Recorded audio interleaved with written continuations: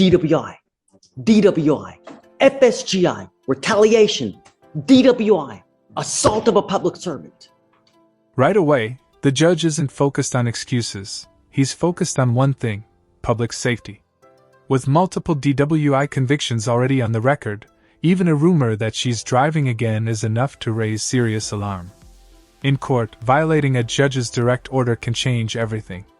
That's why I have my eye on you. And when I have someone telling me that you're driving now, repeatedly, I have a big problem with that. If, in fact, she is driving, come up, Miss Velma. And I asked her who's transporting her son. It's her grandmother, who is more than willing to vouch. Her grandmother transports him, and so does her mother. But she has not been driving. I want you to read that letter. And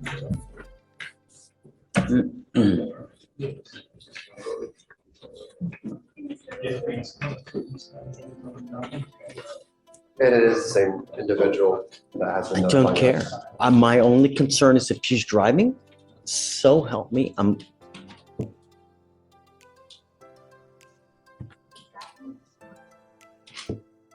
Yeah, they're doing a lot. They've also called CPS, which I haven't even had my son, and they're calling CPS and telling them a lot of this is. Which is probably with your criminal history.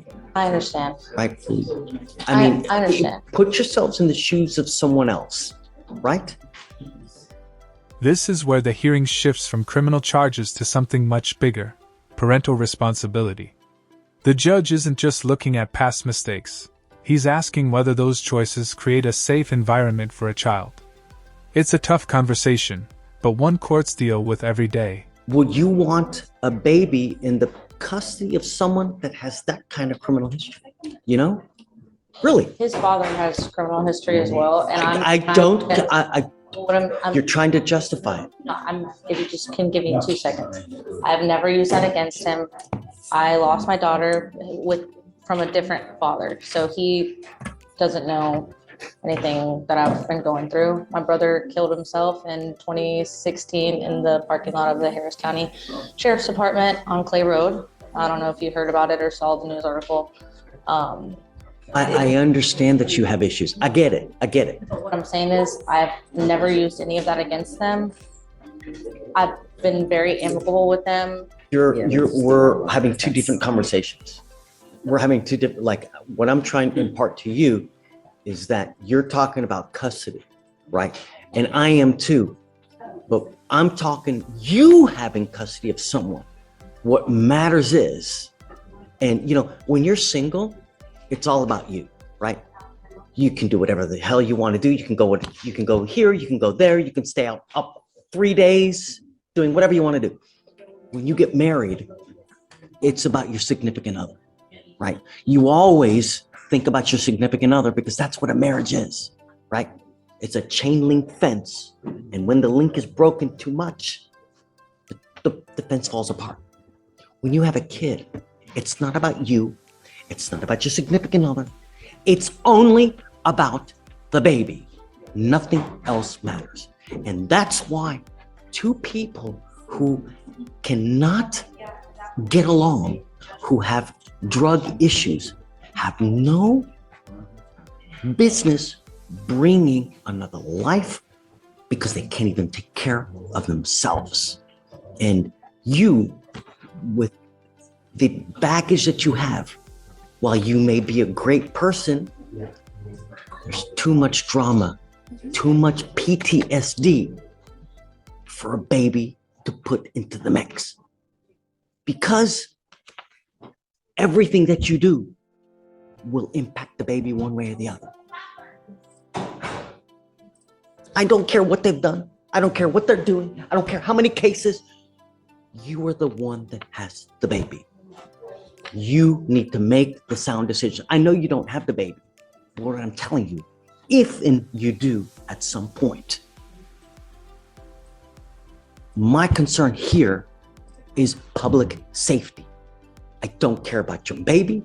I don't care about your grandmother. I don't care about your husband. I don't give a rat's ass about anything about that.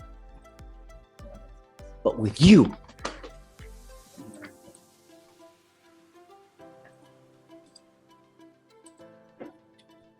DWI, DWI, FSGI, retaliation, DWI, assault of a public servant.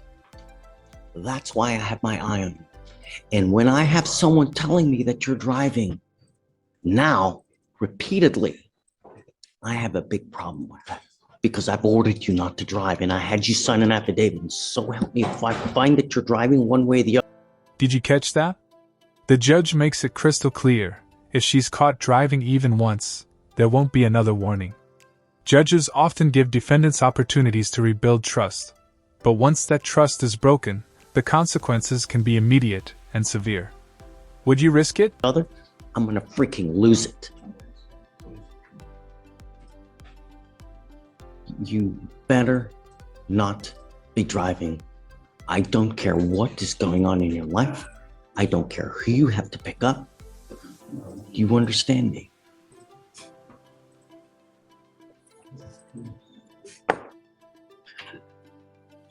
Tell me, has she done the AANA that she was supposed to do? Yes, Your Honor. I think because there is no transportation, no driving, and the mother works 12 hours a day, the grandmother works, the grandfather works. I think you suggested her going online, which she did. I know that didn't turn out to be suitable. I told her to find something near her. She could go something in person where there is a sign-in sheet. She actually now has a sponsor. This is the place she is attending now. The sponsor name's on the back. It's the first name, Rebecca. Rebecca is suggesting, since she's early in her treatments, that she suggests she go once a day, every day. She wanted her to go today at noon. She told her she was going to be in court. But she also is willing and in agreement to go every day. She likes this person. And so I think this is going to be her new place. She went to one other place as well this weekend on Fry Road, which isn't too far. There was no sign-in sheet. She got somebody to sign this little paper. This is a schedule. This doesn't tell me that she's attended, though. Right. I know. Do we have any proof that she's done anything? Classes she went to, she got her to I don't sign. care about that. I told you to bring a sheet of paper signed. Did you do that? I got one printed out. My mom works on Saturday and Sunday from 9 to 9. So Do you have anything here today with proof that you've gone to any AA meetings or NA meetings? you get these chips, and that's my sponsor. Revoking your bond. She goes with you, please. I'm sorry, Joaquina. I've more than enough. I've literally. That's it. Yeah, and I know one of the places they said it doesn't, and then they give her a copy, it with everyone's names on it. That's not true. It's not true. I mean, I'll give this to you. I don't know.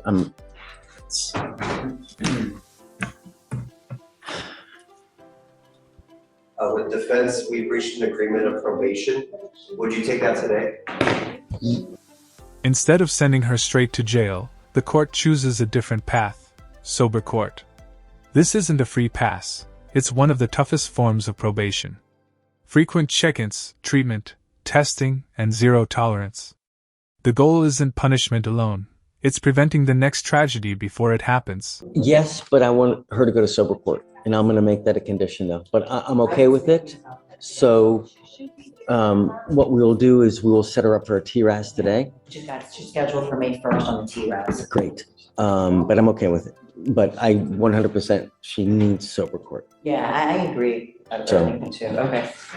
We just want to make sure, because there wouldn't be a bond to revoke at that point. I don't know if we want to keep her in custody, but we reached an agreement today. So that's why I want to make So sure. and I'm going to admonish her today.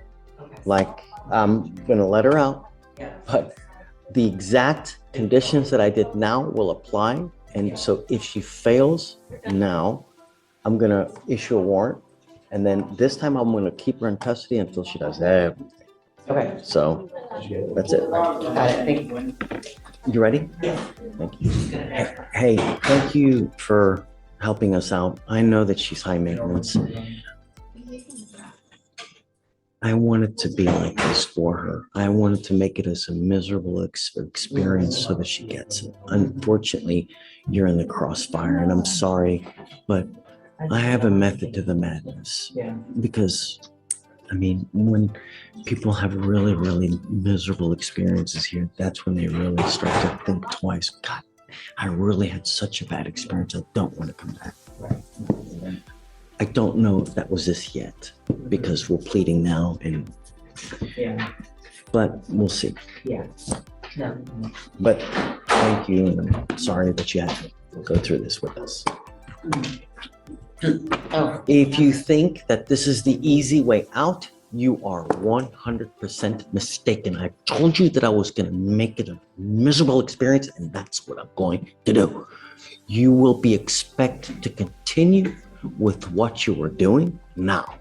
And at the first instance you try to toy with me, I will issue a warrant for your arrest. I'm going to put you in jail. And now you will be stuck like Chuck because I'm going to put you in a rehab facility in the jail. It's a minimum of 9 months, depending on how well you respond to treatment. And if you don't respond well, you're looking at about 1.5 years in custody. I'm going to do everything in my power to make sure that you're not going to kill yourself. More importantly, anyone else. And if that means keeping you with me, I'm going to do it in a heartbeat.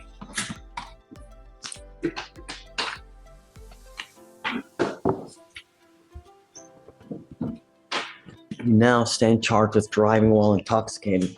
You're facing up to 6 months in jail and or a $2,000 fine. So what I want to do with you is Sober Court. Sober Court is a program that helps you get your life on track. And if you do well with them, they help you get a license for you to drive. But it's Here's something many people don't realize. Rehabilitation programs actually reward progress. Stay sober, follow every rule, and participants can earn reduced requirements and even help getting their driver's license back. But one lie, one missed meeting, or one failed test can send everything crashing down. a program that's rewards you with things, right? You're now going to be doing a DWI education class. You'll be doing victim impact panels. You'll be doing community service. Depending on how well you do with them, they reward you. The rewards are that they will take away your community service and they will help you get a license. In fact, they will pay for you to get a license and a occupational, which is expensive. It's not cheap, but they will reward you with these things to help you pay for these things if you do well with them. That means attending, showing up, and not doing what you say you're going to do when in fact you're not doing it. You have to provide proof. Until we get you into Sober Court, though, you were with me. And if you try to play this game with me, I will put you in lockup until we get you into Sober Court. Do you understand? I'm not going to play this game with you. I want proof of what you're supposed to be doing. As part of this agreement, you will be doing a DWI repeat offender education class, 2 victim impact panels, a 4-hour anger management class, a TRAS, no alcohol, no drugs, guardian interlock, and random testing. You will also be doing the AA as well. Do you understand? Ms. Bielma, this is going to go on your record. It's going to be there forever. From now on, you are facing a minimum of 30 days in jail if you ever pick up another DWI. And actually, it's a second. So from now on, if you ever pick up another DWI, you will be facing a 3rd-degree felony, 2 to 10 in the penitentiary. Some people only learn by going to prison. Is that going to be you? I don't know. What matters is, what are you going to be thinking in 20 years? Not now. Time heals all wounds. In 5 years, you're going to forget about this. How do you plead to the offense, man? You're giving up the right to a trial, right to compel witnesses to testify on your behalf, confront and cross-examine your accusers. If you're not a citizen, there are possible immigration consequences. You can be deported, excluded from the country, denied naturalization under federal law. You give up the right to appeal. You know, I was telling Ms. Rodriguez here that the idea. This may be the most important moment of the hearing. The judge isn't impressed by tears. He's thinking about the decision she'll make years from now, when no one is watching. That's the real test of recovery. So here's the question for you. Do second chances work only when someone truly wants to change? Is to make your experience so miserable that you think twice. I don't know if we're here. Yeah, I don't know if we're there yet, here with you. Only time will tell. You can shed as many tears as you want, but the real test is, what are you going to be doing when you're faced with the dilemma, when you're out there at a bar? Are you going to get in a car again, even if it's 15 years away? How do you plead to the offense, man? I will find you guilty. I will follow the agreement. So I still want her coming here with us, proving to us that she's doing AA, taking drug tests. How often do you want her to do it? 3 times a week. And then the drug test will continue. Did you get a date for sober for the TRAS? Yes, it's gonna be on the 19th. Oh, 3 days? Oh, wonderful. Great.